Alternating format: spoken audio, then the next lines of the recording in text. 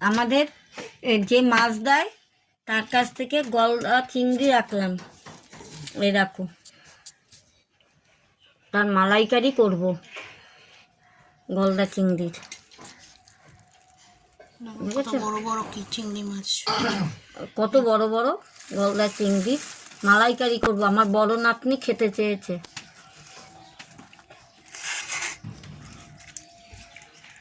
মাছটাকে ভালো করে ধুইয়ে নুন হলুদ মাখিয়ে রেখেছি। এবার তেল দেবো, কড়াইটা গরম হলেই তেল দেবো। এখানে বসিয়ে এই দেখো চিংড়ি মাছের মালাইকারি হয়ে গেছে রান্না।